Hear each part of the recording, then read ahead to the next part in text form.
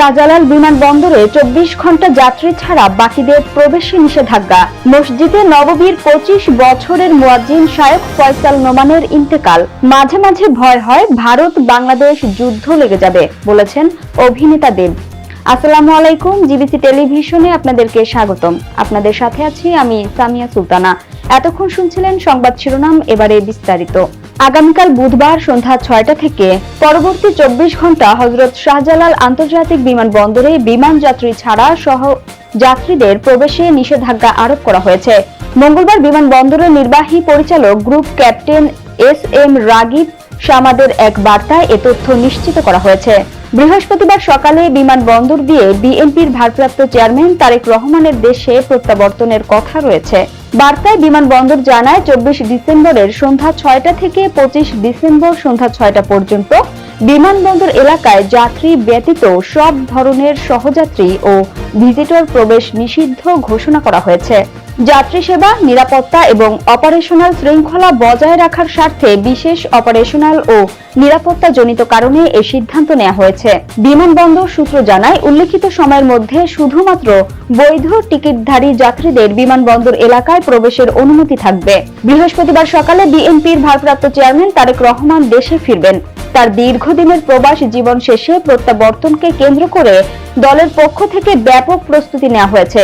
একই সঙ্গে আইন শৃঙ্খলা রক্ষাকারী বাহিনী ও সংশ্লিষ্ট সংস্থাগুলোও বিমানবন্দর ও আশেপাশের এলাকায় সতর্ক অবস্থানে রয়েছে। এবারে আন্তর্জাতিক প্রসঙ্গ। মসজিদে নববীর 25 বছরের মুয়াজ্জিন শায়খ ফয়সাল নোমানের ইন্তেকাল। মসজিদে নববীর প্রবীণ মুয়াজ্জিন শায়খ ফয়সাল বিন আব্দুল মালিক নোমান মঙ্গলবার ইন্তেকাল করেছেন। তার ইন্তেকালে গভীর শোক প্রকাশ করে মরহুমের পরিবার ও সহকর্মীদের প্রতি সমবেদনা জানিয়েছে মসজিদে নববীর ধর্মীয় বিষয়ক প্রেসিডেন্সি। ইন্তেকালের পর মসজিদে নববীতেই তার জানাজা অনুষ্ঠিত হয়।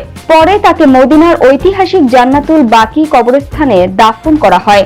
দীর্ঘ কর্মজীবনে শায়খ ফয়সাল বিন আব্দুল মালিক নোমান মসজিদে নববীর একাধিক সম্প্রসারণ কাজের সাক্ষী ছিলেন। প্রতি বছর রমজান মাসে বিশ্বের বিভিন্ন প্রান্ত থেকে তারাবিহ ও কিয়ামুল লাইল পড়তে মসজিদে নববীতে সমবেত হতেন লাখো মুসল্লি। লাখ লাখ মুসল্লিদের নিয়ে অনুষ্ঠিত ঐতিহাসিক জামাতে আজানের দায়িত্ব পালন করেছেন তিনি।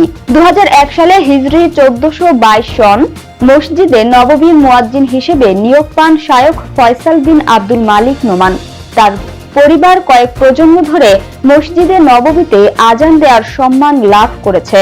তার দাদা ছিলেন মসজিদে নববীর মুয়াজ্জিন। তার পিতাও মাত্র 14 বছর বয়সে এই দায়িত্বে নিযুক্ত হন এবং 90 বছরের বেশি বয়স পর্যন্ত দশকের পর দশক নিষ্ঠার সঙ্গে আজান দিয়ে গেছেন। শায়খ ফয়সাল বিন আব্দুল মালিক নোমান 2001 সাল থেকে 2025 পর্যন্ত টানা 25 বছর ধরে আন্তরিকতা ও বিনয়ের সঙ্গে মসজিদে নববীর মুয়াজ্জিন হিসেবে দায়িত্ব পালন করেন। এবারে বিনোদনের সংবাদ। মাঝে মাঝে ভয় হয় ভারত বাংলাদেশ যুদ্ধ লেগে যাবে, বলেছেন অভিনেতা দেব। ইনকিলাব মঞ্চের মুখপাত্র শরীফ ওসমান হাদির হত্যাকাণ্ডের পর উত্তপ্ত হয়ে উঠেছে বাংলাদেশ। হাদির মৃত্যুর পর দেশের বিভিন্ন জায়গায় ভাঙচুর, অগ্নিসংযোগের মতো ঘটনাও হয়েছে। এমন পরিস্থিতিতে উদ্বেগ প্রকাশ করেছেন ছবি অঙ্কনের তারকারাও। এবার সে তালিকায় যুক্ত হলেন ওপার বাংলার জনপ্রিয় অভিনেতা দেব। সোমবার কলকাতার সংবাদ মাধ্যম আনন্দবাজারকে দেয়া সাক্ষাৎকারে তিনি এই উদ্বেগের কথা জানান। দেব বলেন, ঈশ্বরের কাছে প্রার্থনা করি মানুষ যেন শান্তিতে থাকে। তা সে হিন্দু হোক, মুসলমান হোক কিংবা খ্রিস্ট ধর্মের হোক না কেন, গোটা পৃথিবী জুড়ে যুদ্ধ চলছে। অর্ধেক টাকা দিয়ে অস্ত্র কিনতে হচ্ছে, কারণ দেশকে বাঁচাতে হবে। মাঝে মাঝে ভয় লাগে। খবর দেখে মনে হচ্ছে এখানেও যুদ্ধ শুরু হয়ে যেতে পারে।